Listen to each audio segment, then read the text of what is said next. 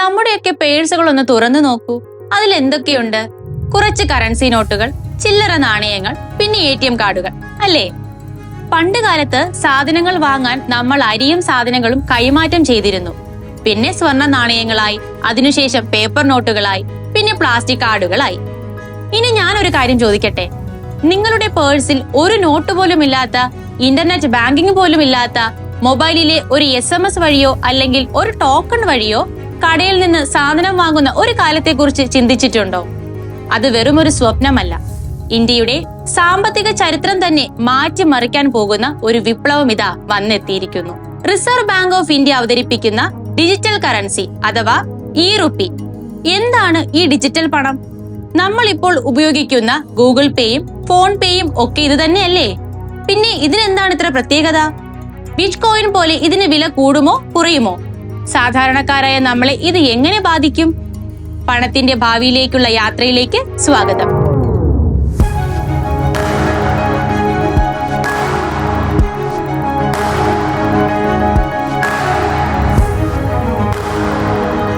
ഈയിടെയായി നമ്മൾ പത്രങ്ങളിലും വാർത്തകളിലും ഏറ്റവും കൂടുതൽ കേൾക്കുന്ന വാക്കാണ് ഡിജിറ്റൽ കറൻസി അല്ലെങ്കിൽ CBDC, central bank digital currency എന്നത്.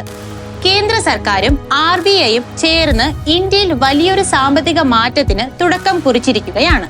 ലളിതമായി പറഞ്ഞാൽ, നമ്മുടെ കീശയിൽ ഇരിക്കുന്ന ഗാന്ധിജിയുടെ ചിത്രമുള്ള നോട്ടില്ലേ, അതിന്റെ അതേ മൂല്യമുള്ള എന്നാൽ പേപ്പറിൽ അച്ചടിക്കാത്ത ഇലക്ട്രോണിക് രൂപത്തിലുള്ള പണമാണിത്. ഉടനെ നിങ്ങൾക്ക് ഒരു സംശയം തോന്നും, അല്ല, ഇപ്പോൾ തന്നെ നമ്മൾ കടയിൽ പോയി QR കോഡ് സ്കാൻ ചെയ്ത് ഗൂഗിൾ പേ വഴിയല്ലേ പണം കൊടുക്കുന്നത്? അതും ഡിജിറ്റൽ അല്ലേ?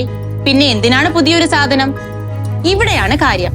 നമ്മൾ UPI വഴി, അതായത് ഗൂഗിൾ പേയോ ഫോൺ പേയോ വഴി പണം അയക്കുമ്പോൾ സംഭവിക്കുന്നത് ഇതാണ്. നമ്മുടെ ബാങ്ക് അക്കൗണ്ടിലുള്ള പണം ഇന്റർനെറ്റ് വഴി മറ്റൊരാളുടെ ബാങ്ക് അക്കൗണ്ടിലേക്ക് മാറ്റുന്നു. അതായത് ബാങ്കുകൾ തമ്മിലുള്ള ഒരു ഇടപാടാണ് അവിടെ നടക്കുന്നത്.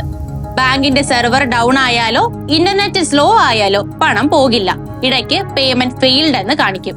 എന്നാൽ ഡിജിറ്റൽ കറൻസി അങ്ങനെയല്ല. ഇത് ബാങ്കിലെ പണമല്ല, മറിച്ച് നിങ്ങളുടെ കയ്യിലുള്ള പണം തന്നെയാണ്. അഥവാ ക്യാഷ് ഈസ് കിങ്. ഉദാഹരണത്തിന്, ഞാൻ നിങ്ങളുടെ കയ്യിലേക്ക് ഒരു 500 രൂപ നോട്ട് നേരിട്ട് തരുന്നു. അവിടെ ഏതെങ്കിലും ബാങ്കിന്റെ ആവശ്യമുണ്ടോ? ഇല്ലല്ലോ. ഇന്റർനെറ്റ് വേണോ? വേണ്ട. ഞാൻ തരുന്നു, നിങ്ങൾ വാങ്ങുന്നു. ഇതുപോലെ തന്നെ മൊബൈലിൽ നിന്ന് മൊബൈലിലേക്ക് നേരിട്ട് പണം കൈമാറാൻ കഴിയുന്ന സംവിധാനമാണ് ഡിജിറ്റൽ കറൻസി. ബാങ്കിന്റെ മധ്യസ്ഥത ഇതിന് ആവശ്യമില്ല. അതുകൊണ്ട് തന്നെ ബാങ്ക് സെർവർ ഡൗൺ ആയാലും പണം അയക്കാൻ പറ്റും. ഇനി പലർക്കുമുള്ള മറ്റൊരു സംശയമാണ്, ഇത് ക്രിപ്റ്റോ കറൻസി പോലെയാണോ, ബിറ്റ് കോയിൻ പോലെയാണോ എന്ന്. അല്ലേ അല്ല. ബിറ്റ് കോയിൻ പോലുള്ള ക്രിപ്റ്റോ കറൻസികൾക്ക് പിന്നിൽ സർക്കാരില്ല. ഇന്ന് 100 രൂപയുള്ള ബിറ്റ് കോയിന് നാളെ ചിലപ്പോൾ 10 രൂപയാകാം, അല്ലെങ്കിൽ 1000 രൂപയാകാം. അതിന് സ്ഥിരതയില്ല. അത് ഇന്ത്യയിൽ നിയമവിരുദ്ധവുമാണ്. Not legal tender. എന്നാൽ ഇ-റുപ്പി അങ്ങനെയല്ല. ഇത് RBI നേരിട്ട് ഇറക്കുന്നതാണ്.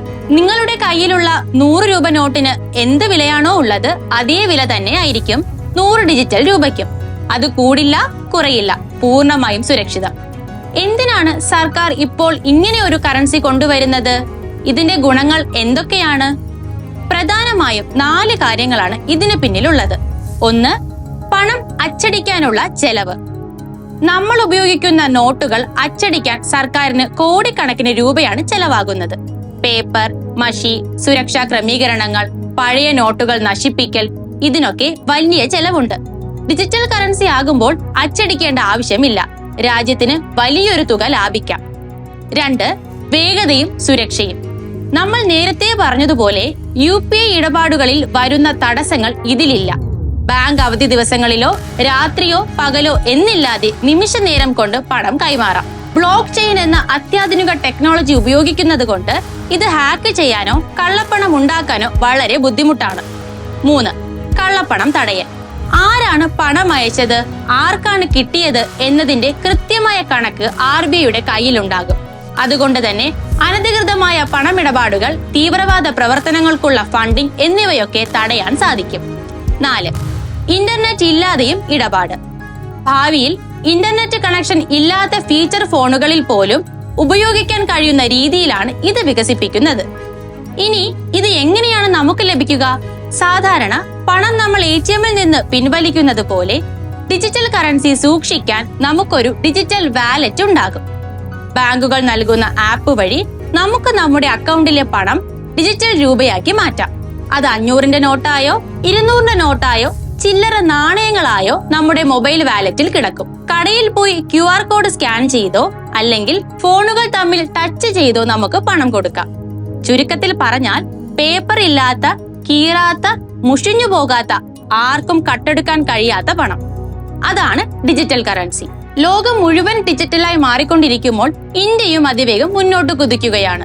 ചൈനയും അമേരിക്കയും ഉൾപ്പെടെയുള്ള വമ്പൻ രാജ്യങ്ങൾ പോലും പരീക്ഷിച്ചു കൊണ്ടിരിക്കുന്ന ഈ സംവിധാനം നമ്മുടെ നാട്ടിലും വിജയകരമാകുമെന്ന് പ്രതീക്ഷിക്കാം. ടെക്നോളജി വളരുമ്പോൾ നമ്മളും അതിനൊപ്പം വളരണം. പേടിച്ച് മാറി നിൽക്കാതെ പുതിയ മാറ്റങ്ങളെ നമ്മൾ പഠിച്ചെടുക്കണം. നാളെ ഒരുപക്ഷെ നമ്മുടെ കൊച്ചുകുട്ടികൾ അപ്പുപ്പ എന്താണ് ഈ പേപ്പർ നോട്ട് എന്ന് ചോദിക്കുന്ന കാലം വന്നേക്കാം. ഡിജിറ്റൽ കറൻസിയെ കുറിച്ച് നിങ്ങൾക്ക് എന്താണ് തോന്നുന്നത്? ഇത് നമ്മുടെ ജീവിതം എളുപ്പമാക്കുമോ? അതോ പണം കയ്യിൽ പിടിക്കുന്ന ആ ഒരു ഫീല് ഇതിന് കിട്ടില്ലേ? നിങ്ങളുടെ അഭിപ്രായങ്ങൾ താഴെ കമന്റ് ചെയ്യുക. ഈ ഇൻഫോർമേഷൻ നിങ്ങൾക്ക് ഉപകാരപ്പെട്ടാൽ ലൈക്ക് ചെയ്യുക, ഷെയർ ചെയ്യുക. സ്റ്റേ ട്യൂൺഡ് വിത്ത് us.